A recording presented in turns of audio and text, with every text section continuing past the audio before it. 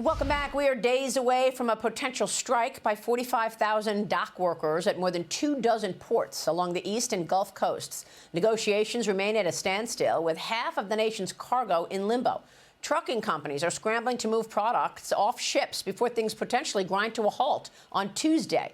And now major shipping companies say they will be slapping a port disruption surcharge on all cargo coming to or from these terminals if a strike does go through. Joining me now is American Trucking Association's president and CEO, Chris Spear. Chris, great to have you. Thanks very much for being here. What's your reaction to this, and where do you think this is going? Well, Maria, thanks for having me. I think the impact, if this strike occurs next Tuesday, is going to be significant, not just on the economy, but Americans, everybody that's in need of goods each day are going to feel the impact that this is going to have. We're talking 36 ports in the East and Gulf Coast that are represented here. 5 of the top 10 in the country are going to shut down on Tuesday.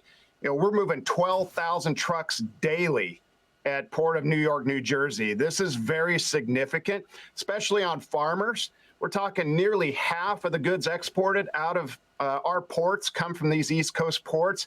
We're talking produce, poultry, cotton. This is very significant on our farmers. That produce is going to be felt first in week 1 if this were to occur. People are going to have limited choice, and they're going to pay a lot more for it. So I appreciate you paying attention to this, because it's coming. Well, this is a great point that you're making. So produce gets hit first. And I was thinking that the real impact would be inflationary, because obviously the supply-demand dynamics leads to higher prices for things. We're just trying to get inflation down, and perhaps we see another spike as a result of this.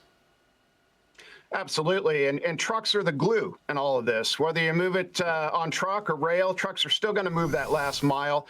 And we're talking, large companies, but also the medium and small companies, independent contractors, owner operators. They're going to get hung out to dry if these ports shut. So beyond the 85,000 ILA workers, we're talking thousands of other workers that support the supply chain. It's going to take a long time after 1 to 2 weeks of shutdown for the economy to recover. So inflation is definitely an outcome from this. Yeah, so if the truckers take on more load, doesn't that mean we see an impact to gasoline prices? I mean, oil prices have come off of the highs in the last couple of months. Does that reverse? Absolutely. I think you're going to see repercussions that are going to last. So every week is about a month, 2-3 weeks push out into a quarter to 2 quarters. You could see this spilling well into 2025, having real repercussions. If the longer it plays out, the more impact you're going to have. So 36 ports, East Coast, Gulf Coast. This is very significant to the American economy. You can't reroute all this through the West Coast. So shutting down for terms and conditions that are completely out of reach, 70% pay increase, that's what the ILA is asking for. I think you and I would love a 70% pay increase, but that's not reality. So they need to come to the table, they need to get reasonable, and they need to get a deal. Well, the last time the Biden-Harris administration got involved in the strike negotiations, the workers got what they wanted. So I wonder where this goes. I mean, obviously the timing was on purpose, intentional timing right before the election. I'm wondering if, in fact, you do see Biden or Harris intervene here and perhaps give the workers what they want. How does this play out? Well, if they're consistent, they're not going to come to the table. They haven't yet, and we're 5 days out. So this is really significant in terms of leadership. We've got a president, vice president, and an acting secretary of labor that have walked a picket line for the UAW. They are already in the pocket of big union bosses, and they've stated that.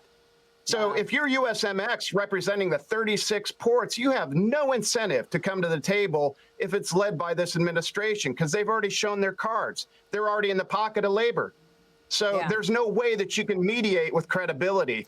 That's not leadership. We need it. We need it now. That's a great point. Chris, real quick before you go, what is your assessment of the economic situation today, and how does that worsen should a strike happen? Well, I think week over week is how you measure this. I was involved in the Taft-Hartley in 2002 when the West Coast port shut down for nearly 2 weeks, and we measured in advance the impact that shutdown was going to have week over week. So when I say a week equals a month, 2 weeks, 3 weeks equal a quarter, you could see this spill well into 2025. The ramifications, not just to the supply chain, including trucking, but the entire economy. Choice will be limited and prices are going to be higher. So that's not good news going into an election, going into the holidays. This administration needs to get to the table and broker a deal right now. Wow. All right, Chris, great information from you, and we so appreciate your time. Thank you, sir. Thank you, Maria.